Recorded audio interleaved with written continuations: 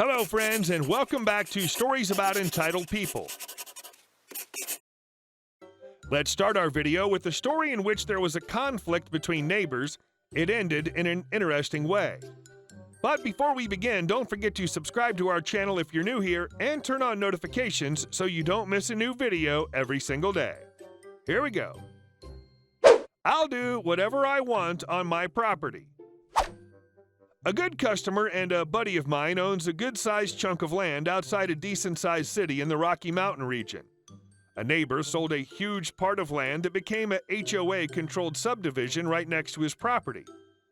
Country and city people collide. I have to add that this subdivision is equestrian-themed with a HOA rule of vinyl fencing, whole other issue. So Kyle is a part of a family business that drills water wells for residential and livestock.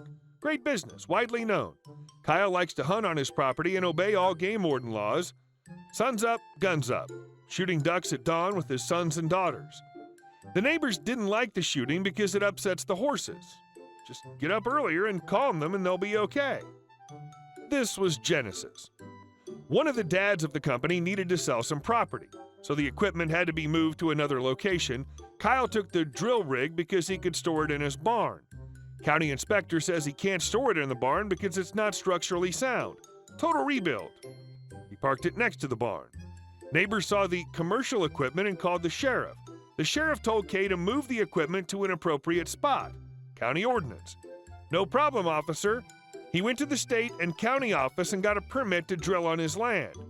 It's a 6-month permit that costs $5 a month and never expires if you keep paying the fee.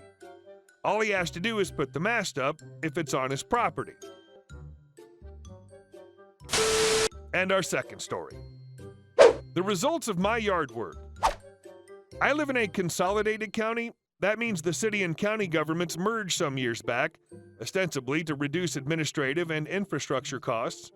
This is important because services like fire, police, utilities, and trash pickup are now managed by former county officials and not the city officials. Many of these services are also much more inefficient, and some services have been outsourced to private companies.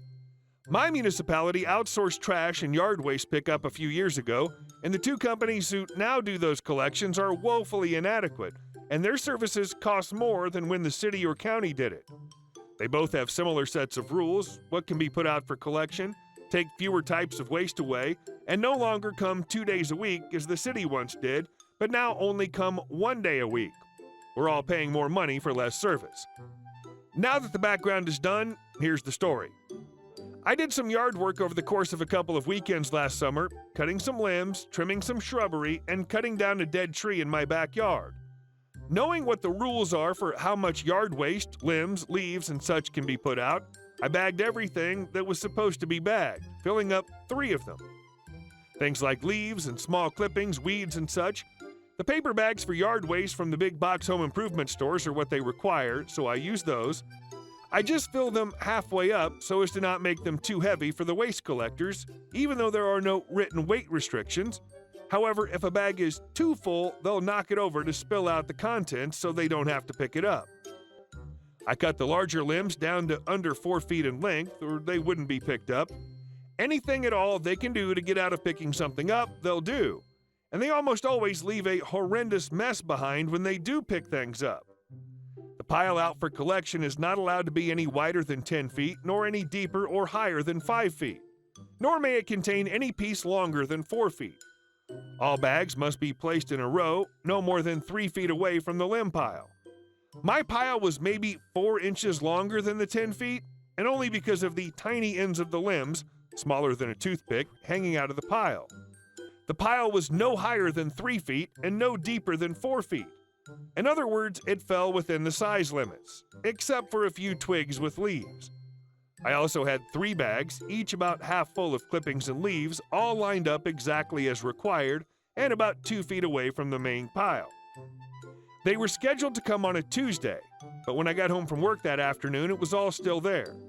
There was a pre-printed notice on my door that my pickup exceeded the prescribed size limits, and the note said that I would be required to either pay a $250 oversized load fee or reduce the size of the pile by half to make it fit into the limit. This is where the revenge comes in. I had the next 2 days off, so the next morning, bright and early, I got out the hedge trimmers. I trimmed the ends of the pile to exactly 9 feet in length. After carefully laying those trimmed bits on top of the pile, I went to the backyard where the limbs I'd not trimmed up the week before were stacked for the following week's pile. I found 4 long, fairly straight limbs. I removed all the smaller limbs and leaves from these limbs, ending up with 4 moderately straight poles, each about 7 feet long. I marked 1-foot intervals on each pole in fluorescent orange paint and stuck them in the ground, out at the curb in the front yard, at the corners of a rectangle exactly 5 feet wide and 10 feet long. Got out the surveyor's tape, bright pink plastic tape used to mark property corners, and tied it onto and around the stakes at a height of 5 feet. This established a visual outline of the volume I was required to stay within. I made absolutely sure everything in the pile was completely inside the poles and below 5 feet in height. This required adding almost 2/3 of the remaining pile in the backyard to stack out front to bring it up to 4 feet 6 inches in width, 4 feet 6 inches in depth, and 9 feet 6 inches in length, and no pieces longer than 46 inches. The pile was almost twice as much material as before. This included some small logs up to 4 inches in diameter, also each 46 inches long. The limit is 5 inches in diameter. All within the limits of 5 by 5 by 10 the waste company mandates. I carried each of the 3 bags of clippings to the backyard and filled each of them up as much as possible, while still being able to fold over the tops and staple shut each bag. I also included small, 8-inch to 10-inch sections of the ends of larger limbs for added weight. The bags were now completely filled and weighed more than twice what they had before. I had to use the hand truck to get them out to the curb, they were so heavy. Oh, and all the extra clippings I generated filled up 2 more bags, so the total was now 5 bags, the company limit. I then went inside, called the company, and very nicely asked that they come out to pick up my yard waste since they'd not done so on Tuesday. They agreed and sent out a truck and crew and told me I would have to pay the fee. Come on then, I told them. They soon arrived and happened to be the same crew that normally comes to my neighborhood. I pulled a 25-foot Stanley tape measure from my pocket and asked them to measure the poles to confirm that the space was within the required limits. They did so and agreed the pile was not oversized and proceeded to spend the next 2 hours manually loading it all onto their truck. Oh, and it took both of them to manhandle each of those bags into the back of the truck too. I told them very nicely and with a smile that I knew what 10 feet was, pointed to the fence where it was marked with orange electrical tape, and thanked them for coming to pick up my yard waste. The 2 tired, sweaty waste disposal guys just groaned, got in their truck, and drove off. There was no extra fee added to my bill for that month. Never has been since. Now, I know they got paid for their time, and I know that I had to do a lot of extra work on my day off, but since last July, I've not once ever had them leave so much as a single leaf on the ground in front of my house. They had to do some actual hard work with me standing there in shorts, smiling and drinking cold Gatorade while they were sweating.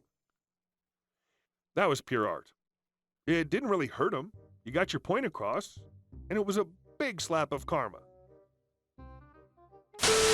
And our last story. Karen attacks.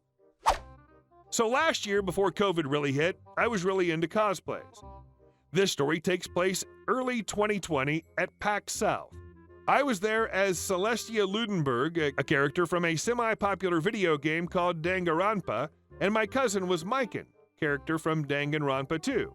We had so much fun together through the day, taking pictures with other cosplayers and playing video games. A little bit before we had to leave, a kid about 9-ish at the time ran up to me. She introduced herself as Callie, not her real name of course, and asked to take a picture with me. I said, "Sorry kid, but I'm about to leave and I'm super tired." The girl looked a bit sad, but I had a compromise. "If you meet me at the cafe area tomorrow, we can take a picture then." She quickly perked up and ran off to a table not 30 feet from us. Soon I heard the call of a wild Karen. "The devil has been released." The woman stomped over to me and yells in my face, "Why won't you let my child take a picture with you?" I backed up, telling her I'm about to leave and we can take a picture tomorrow. Oh boy, that set her off as she started dragging me. "You will take a picture with my child right now," she huffed while dragging me. Now I had heels on, even though they hurt me, and kicking her with one of the toes then, she dramatically said I assaulted her. Help, this heathen assaulted me. She was fake crying and everything. I looked up to her child, and she was red in the face, most likely embarrassed. A security guard came over and told the Karen she needed to leave. She pointed to me and yelled, "She assaulted me! I want to have her arrested!" I just stared at her, no words, just staring. Sensing that no one believed her, she jumped at me, calling me an R-word, a B, and an a-hole. I couldn't even fight back as the dress was heavy. I felt her get off of me just for her to jump on my leg. Crack! Everyone who was watching heard. Now, I wasn't crying because I was in shock. How do you like that, you B? Science. You could hear a pin drop. You B! How dare you hurt me over a damn picture? I'm going to effing sue you, I yelled at her. Finally, my aunt came and saw me on the floor, and the Karen looking flabbergasted. I swear my aunt was going to murder the lady, but held back because of the guard. The guard then called the police and an ambulance. Police officer put cuffs on the lady. "Ma'am, you're under arrest for assaulting a minor." She screamed as she was taken away, and the kid's dad had to pick her up. Edit. As soon as my mother found out about what happened, she was livid and immediately sued Karen. The court case was quick as well, a week, as no one wanted to put up with Karen's BS. She accused me of emotionally abuse her for yelling at her, that I would sue, and that we should pay her $10,000. Who in their right mind would think breaking someone's leg is okay over a dang photo? Hey guys, thank you all for watching the video. I'll see you in the next one.